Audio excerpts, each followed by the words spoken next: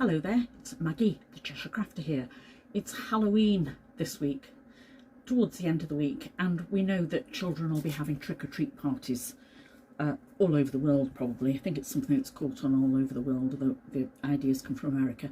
I'm going to show you how to make a very easy trick-or-treat wall decoration for children. We've got no children in my family, so I'm making these for my friends' children. I've made them before and they went down a real well, they were a success, let's just say that. So let me show you how I'm going to make it. I'm going to start off with two colours of felt, black, orange, and something like a 12 by 12 inch cardboard. First, I want you to cut your black felt so it's larger on each side than the cardboard. I've cut a piece 25 inches, so that's 2 times 12 plus an extra inch, and I'm going to turn that inch over the top of the cardboard and hold it in place, so it just creates a placket just like that. Do that first of all. I'm going to use a bookbinding glue, and I'm going to, this is the Pin Pet Flare bookbinding glue. You can use a PVA glue, any tacky glue that you like, and I'm going to hold that in place, belt and braces, with a few of my clips. Just hold that in place until it dries with a clip. I use these for my quilting. You could use a bulldog clip, a paper clip, everything just to keep that flat and to hold firmly. Next, I've cut a piece of 12 inch by 1 inch felt strip in orange. If you haven't got felt, don't forget this doesn't fray. If you haven't got felt, use ribbon. I only had white ribbon. Don't forget that you can dye ribbon. I was going to use my Pro markers, but I've also got Inktense. Use what you've got, otherwise go to the shops and get yourself some orange ribbon. I'm going to put the felt or the ribbon back on itself so you've got a fold, and I'm going to glue about 2 inches, and I'm going to glue this to the cardboard. I'm then going to sew it and secure it here at the top, but you want it fairly central, just like that, and I'm going to use pin flare glue for that as well. Also put a dab of glue on the felt here, and I'm going to fold that fabric so that it just grabs at that point. Don't worry if you've got too much glue at that point. The felt, as I fold it over, will stick to that glue. So now it looks like that. I'm next going to pull the felt over. I'm going to do it with 2 hands, but I need to pull it really tight so I get a really good fit and it envelops that hook. And that hook, by the way, needs to be central. I need 2 hands to do this. I'm going to show you what it looks like when I've done it. Dabbed glue on the inside of the cardboard, so that when I pull the felt over, the glue is going to grab it and hold it in place tight.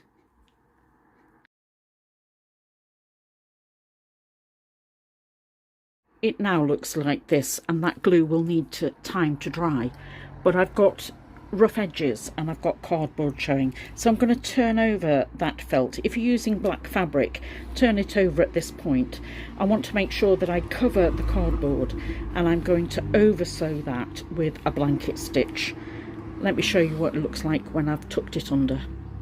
Next, I'm going to sit with a cup of coffee, and I'm going to sew all the way round with this orange embroidery thread. If you haven't got embroidery thread, you could use wool, you could use an orange cotton. It's just something that's going to stand out against the black, and I want it quite large, and I don't want it perfect. This is for children. So let me sit down with a coffee and see what that looks like when I finish that.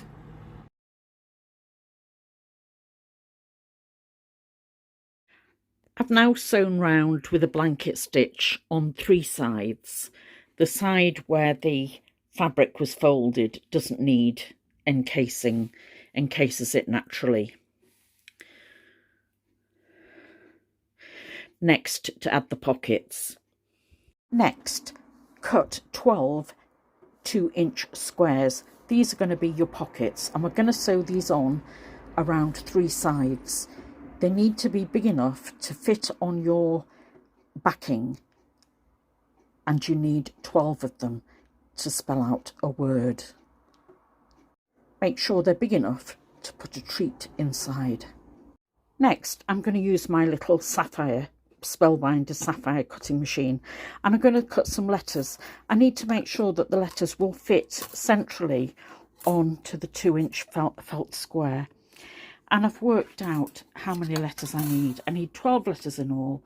I need 3 T's, 3 R's, 1 I, 1 C, 1 K, 1 O, 1 E, 1 A. Can you work out what it will say yet? I bet you can.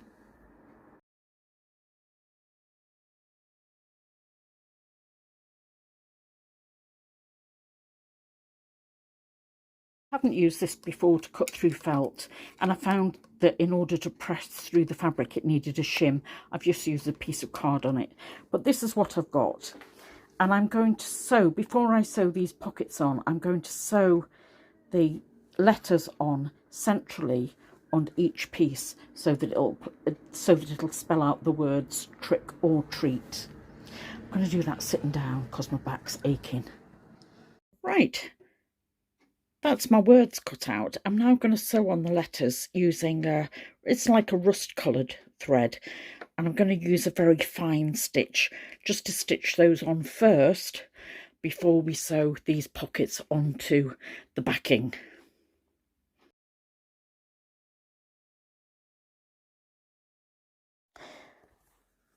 Before you gift anything to a family, just make sure that they do celebrate Halloween, because not every family does.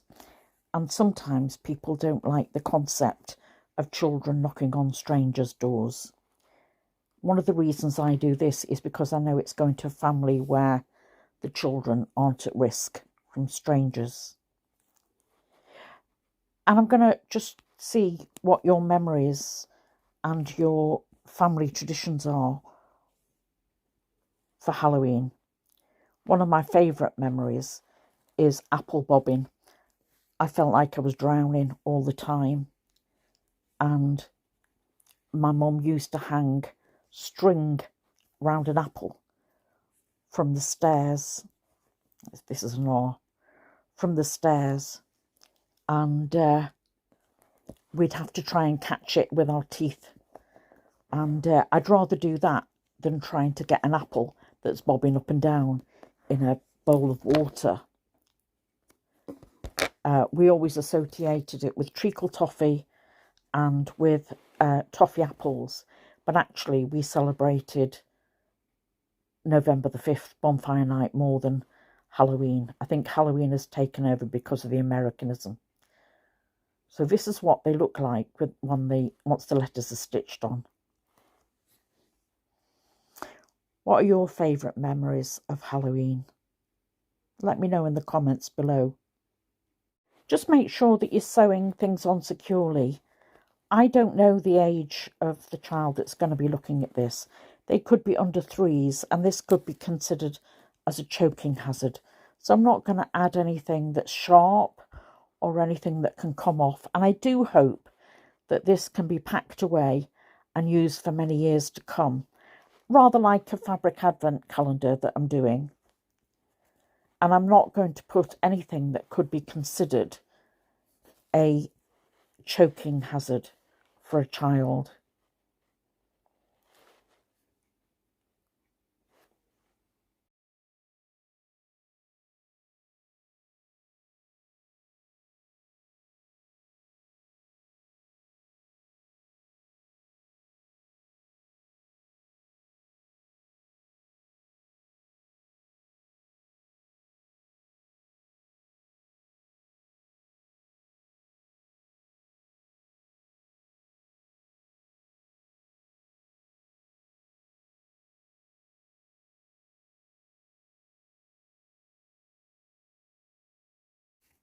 And now, just using a back stitch, I'm going to applique that pumpkin into the top right hand corner.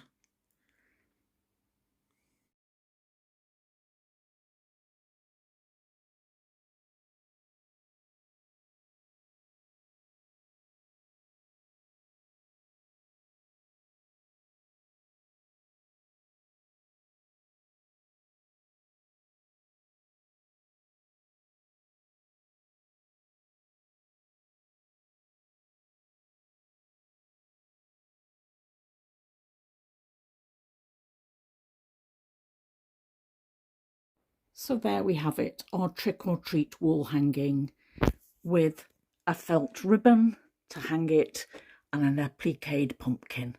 Now in each pocket there's either a trick or a treat. I'd love to have been able to put some little surprises in, like little plastic spiders, but I couldn't get hold of any of those today. So I've just put chocolate and balloons in, but you can put anything you like in yours. What you're going to put in yours, this is going to a little 5-year-old who may not be able to read the words trick or treat yet, but she'll understand what it means. And I really hope this brings her a great deal of pleasure, not only this Halloween, but in Halloweens in the future, because this can be packed away flat and packed away and kept warm and dry until next October. It's very flat. Okay, this is Maggie, Cheshire Crafter, saying bye for now. Happy Halloween. Come back and see me soon, won't you? Bye.